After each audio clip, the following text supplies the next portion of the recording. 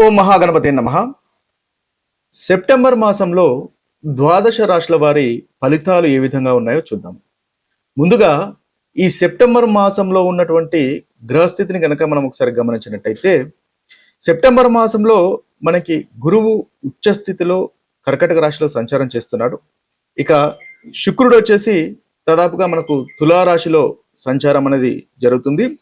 రవి యొక్క సంచారము మనకు సింహరాశిలో సెప్టెంబర్ 16 వరకు సింహరాశిలో రవి యొక్క సంచారం ఉంటుంది. ఆ తర్వాత మనకి కన్యా రాశిలోకి రవి యొక్క సంచారం అనేది ఉంటుంది. అంటే ఈ రవి గ్రహం యొక్క ప్రభావము మనకి రెండు రకాలుగా ఈ యొక్క మాసంలో ఉంటుందని మనం చెప్పవచ్చు.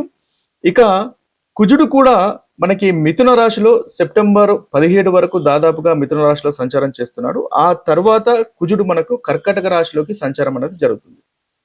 ఇక మనకి బుధ గ్రహము దాదాపుగా కన్యా రాశిలోనే ఈ మాసంలో సంచారం అనేది ఎక్కువగా ఉంది. శని మనకు మీనరాశిలో సంచారం చేస్తున్నాడు. రాహు కుంభరాశిలోను, కేతు సింహరాశిలోను సంచారం చేస్తున్నారు. ఇది స్థూలంగా ఈ మాసంలో ఉన్నటువంటి గ్రహస్థితి. ఈ గ్రహస్థితిని ఆధారంగా చేసుకొని ద్వాదశ రాశుల వారికి ఎలాంటి ఫలితాలు ఉన్నాయో మనం చూద్దాము. కన్యా రాశి వారికి సెప్టెంబర్ మాసంలో ఉన్నటువంటి ఫలితాలు మనం చూసినట్టయితే, కన్యా రాశి వారికి దాదాపు అనుకూలమైనటువంటి ఫలితాలు అధికంగా ఉన్నాయి మనం చెప్పవచ్చు. గురుడు చాలా చక్కగా అనుకూలంగా ఉన్నాడు. 4వ అధిపతి 7వ అధిపతి 11వ స్థానంలో సంచారం చేస్తున్నాడు. అనుకూలత ఉంది. శుక్రుడు అనుకూలంగా ఉన్నాడు మాసం మొత్తము. కుజుడు 18వ తేదీ నుంచి అనుకూలంగా ఉన్నాడు. తర్వాత రాహు 6వ స్థానంలో సంచారం చేస్తున్నాడు. ఈ మాసం మొత్తము చాలా చక్కగా అనుకూలమైనటువంటి ఫలితాలు కలగజేస్తున్నాడు.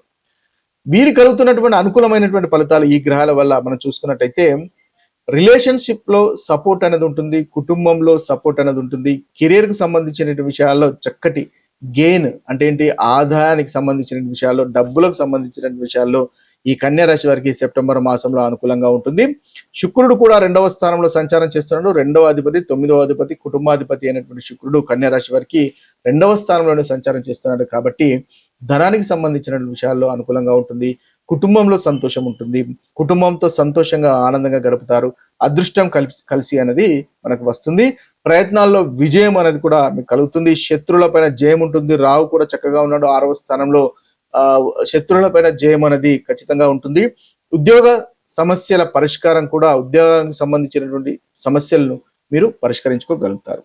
ఇవి కన్యా రాశి వారికి ఉన్నటువంటి చక్కటి అనుకూలమైనటువంటి ఫలితాలు. అయితే మిగతా గ్రహాలు ప్రతికూలంగా ఉన్నాయి కాబట్టి ఆ మిగతా గ్రహాల యొక్క ఫలితాలు కూడా చూసినట్టయితే ఖర్చులు అధికంగా ఉంటాయి. దాదాపు మనకు ఈ నెల మధ్య భాగం వరకు 16వ తేదీ వరకు ఖర్చులు అధికంగా ఉండే అవకాశాలు మనకు కనిపిస్తున్నాయి. కెరీర్ లో కూడా స్ట్రెస్ అనేది ఉంటుంది. ముఖ్యంగా కుజగ్రహం వల్ల అథారిటీ పైన వాళ్ళతో కాస్త ఇష్యూస్ ఉండే అవకాశాలు కూడా మనకి ఈ కన్యా రాశి వారికి ఈ మాసంలో గోచరిస్తున్నాయి. రిలేషన్షిప్ లో ప్రెషర్స్ అనేవి ఉంటాయి. కాస్త ఒంటరిగా ఫీల్ అయ్యేటటువంటి అవకాశాలు ఉంటాయి. స్పిరిచువాలిటీ అనేది పెరుగుతుంది. ఇవి స్థూలంగా కన్యా రాశి వారికి ఉన్నటువంటి ఫలితాలు. మీరు పరిహారాలు చేసుకోండి, తద్వారా చక్కటి ఫలితాలు, ఇంకా మంచి ఫలితాలు మీకు కలుగుతాయి. మనకి ఈ సెప్టెంబర్ మాసంలో ఎలాంటి పరిహారాలు చేసుకుంటే మనకు చెడు ఫలితాలు తొలగిపోయి చక్కటి మంచి ఫలితాలు కలుగుతాయో ఒకసారి గమనించినట్టయితే, ముఖ్యంగా ఈ యొక్క మాసంలో ఉన్నటువంటి ప్రతి రాశి వారికి ఏ ఏ గ్రహాలు అనుకూలంగా లేవో ఆ గ్రహాలకు సంబంధించినటువంటి పరిహారాలు మనం చూద్దాము. ఈ పరిహారాలు కనుక చేసుకున్నట్టయితే మీకు కలిగేటటువంటి ప్రతికూలమైనటువంటి ఫలితాలు అంటే చెడు ఫలితాలు తొలగిపోయి మీరు అనుకున్నటువంటి పనులు, అనుకున్నటువంటి ఫలితాలు సాధించుకోగలుగుతారు. ముఖ్యంగా మేషరాశి వారికి శుక్రుడు, సూర్యుడు అంటే రవి, కుజుడు, శని, కేతువులు అంతగా అనుకూలంగా లేరు. మిగతా గ్రహాలు అనుకూలంగా ఉన్నాయి, ఈ గ్రహాలు అంతగా అనుకూలంగా లేవు. కాబట్టి వీరు శుక్రవారం లక్ష్మీదేవిని పూజించి తెల్లని పూలు గనక సమర్పించినట్టయితే వీరికి ఈ మాసంలో చక్కటి ఫలితాలు కలుగుతాయి. అదేవిధంగా శనివారం శనీశ్వరుని కూడా మీరు ఏదైనా పూజ చేసినా లేదా శనీశ్వరుని పూజించినట్టయితే మంచి ఫలితాలు ఈ మాసంలో మీకు కలుగుతాయి. ఇక వృషభ రాశి వారికి కనుక చూసుకున్నట్టయితే, వృషభ రాశి వారికి గురుగ్రహం అంతగా అనుకూలంగా లేదు. అష్టమ స్థానంలో సంచారం అనేది ఉంది. శుక్రుడు, రవి, కుజుడు, బుధుడు, రాహుకేతులు ఈ గ్రహాల యొక్క గోచార రీత్యా సంచారము ఈ వృషభ రాశి వారికి అంతగా అనుకూలంగా లేదు. కాబట్టి వీరు ముఖ్యంగా సూర్యునికి అంటే ఆదిత్య హృదయం పఠించినట్టయితే వీరికి చక్కటి ఫలితాలు ఈ మాసంలో కలుగుతాయి. అదేవిధంగా మంగళవారం కుజుడు అంతగా అనుకూలంగా లేడు కాబట్టి మంగళవారం హనుమంతుణ్ణి ఆరాధించినా కూడా ఈ సెప్టెంబర్ మాసంలో ఈ రాశి వారికి చక్కటి ఫలితాలు కలుగుతాయి, చెడు ఫలితాలు దూరం అవుతాయి. ఇంకా మిథున రాశి వారి కనుక చూసుకున్నట్టయితే మిథున రాశి వారికి దాదాపుగా చక్కగా ఉందనే చెప్పాలి. రవి, కుజుడు, శని, రాహువులు ఈ 4 గ్రహాలు ఈ రాశి వారికి అంతగా అనుకూలంగా లేవు.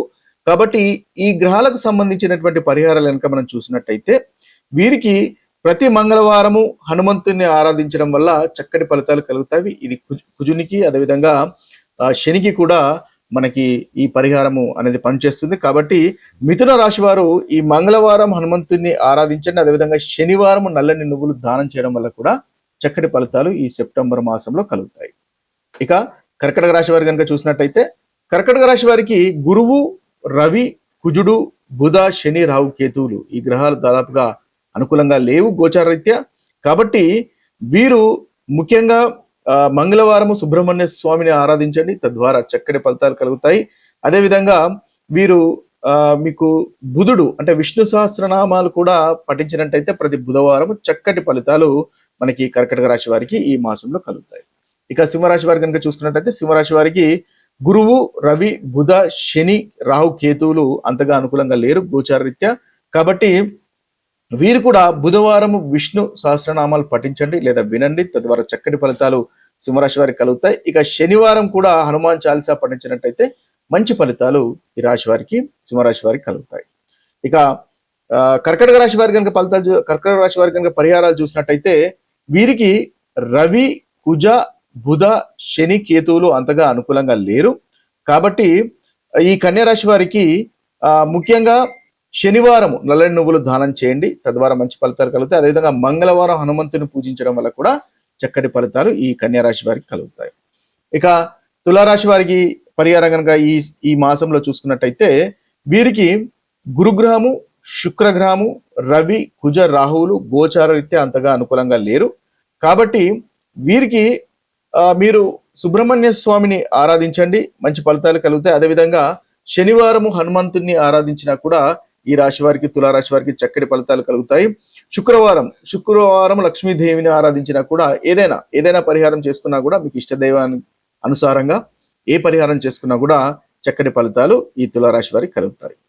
ఇక వృశ్చిక రాశి వారికి కనుక చూసుకున్నట్టయితే వృశ్చిక రాశి వారికి ఈ మాసం అనుకూలంగానే ఉంది. ముఖ్యంగా కుజ, బుధ, శని, రాహు, కేతువులు అంతగా అనుకూలంగా లేరు. మిగతా గ్రహాలు చక్కటి ఫలితాలు కలుగజేస్తున్నాయి. కాబట్టి మంగళవారం హనుమంతుని ఆరాధించినట్టయితే ఈ వృశ్చిక రాశి వారికి చక్కటి ఫలితాలు కలుగుతాయి. బుధవారం కూడా విష్ణు సహస్రనామాలు వినండి, చదవండి, తద్వారా ఈ వృశ్చిక రాశి వారికి అనుకూలత అనేది పెరుగుతుంది. ఇక ధనుసు రాశి వారి కనుక చూసుకున్నట్టయితే ధనుసు రాశి వారికి గురువు, రవి, కుజ, శని, కేతువులు ముఖ్యంగా ఈ గ్రహాలు అంతగా అనుకూలంగా లేరు. కాబట్టి గణపతిని ఆరాధించండి. ఈ మాసంలో చాలా చక్కటి ఫలితాలు మనకు ధనుసు రాశి వారికి కలుగుతాయి. ఇక మకర రాశి వారి కనుక చూసుకున్నట్టయితే మకర రాశి వారికి గురు, శుక్ర, రవి, బుధ, కుజ, రాహు, కేతువులు అంతగా అనుకూలంగా లేరు గోచారితే. కాబట్టి గణపతిని ఆరాధించిన, మంగళవారం హనుమంతుని ఆరాధించినా కూడా ఈ రాశి వారికి చక్కటి అనుకూలమైనటువంటి ఫలితాలు కలుగుతాయి.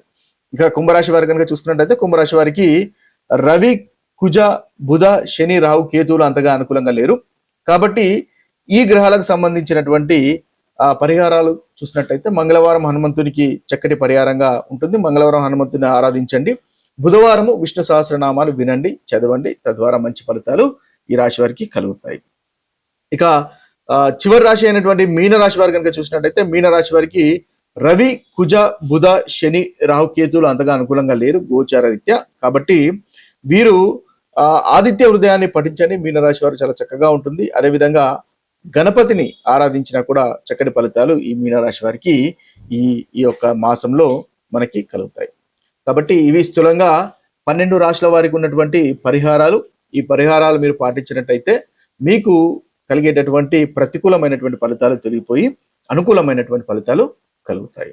ఏ రాశి వారైనా సరే మనకు చక్కటి ఫలితాలు మనకు కలగాలి ఈ మాసంలో అన్నట్టయితే ప్రతిరోజు అంటే ముఖ్యంగా మనకు రవివారం అంటే ఆదివారం చూసుకున్నట్టయితే మీరు సూర్యునికి ఆరాధించండి, చక్కటి ఫలితాలు కలుగుతాయి. అదేవిధంగా మంగళవారం రోజు హనుమంతుని ఆరాధించినట్టయితే కుజునికి సంబంధించినటువంటి ప్రతికూల ఫలితాలు మీకు తొలగిపోతాయి. ఇక బుధవారం విష్ణు సహస్రనామాలు కనుక పఠించినట్టయితే బుధునికి సంబంధించినటువంటి ఫలితాలు. అంటే బుధునికి సంబంధించినటువంటి పరిహారాలు మీకు కలుగుతాయి. అంటే బుధునికి సంబంధించినటువంటి ప్రతికూలమైనటువంటి ఫలితాలు తొలగిపోయి చక్కగా ఉంటుంది. బుధునికి సంబంధించిన పరిహారంగా మనం చెప్పవచ్చు.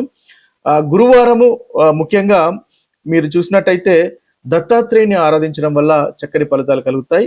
శుక్రవారం లక్ష్మీదేవిని ఆరాధించండి. శనివారము నల్లని నువ్వులు దానం చేయండి, లేదా హనుమంతుని ఆరాధించండి, మంచి ఫలితాలు కలుగుతాయి. అదేవిధంగా చూసినట్టయితే ఇక గణపతిని ఆరాధించినట్టయితే కేతుకు సంబంధించినటువంటి ప్రతికూలమైనటువంటి ఫలితాలు తొలగిపోతాయి. ఇవి స్థూలంగా ఏ రాశి వారైనా చేసుకోవచ్చు. ఏ రాశి వారికైనా కూడా ఈ రోజు వారిగా గనక మీరు పూజలు కనుక చేసుకున్నట్టయితే చక్కటి ఫలితాలు ఉంటాయి. ఏదైనా ఒక పూజ చేసుకున్నా కూడా ఒక రోజు అంటే సోమవారమో లేకపోతే మంగళవారమో లేకపోతే మీరు మీకు ఇష్టదైవము బుధవారమో ఏ రోజైనా సరే ఇది కనుక చేసుకున్నట్టయితే మీకు కలుగుతున్నటువంటి ప్రతికూలమైనటువంటి ఫలితాలు తొలగిపోయి అనుకూలత అనేది పెరుగుతుంది. మరొక వీడియోలో మరొక రాశి ఫలితాలతో కలుద్దాము. అంతవరకు సెలవు. సర్వే జన సుజనో భవంతు, సర్వే సుజన సుఖినో భవంతు. నమస్తే.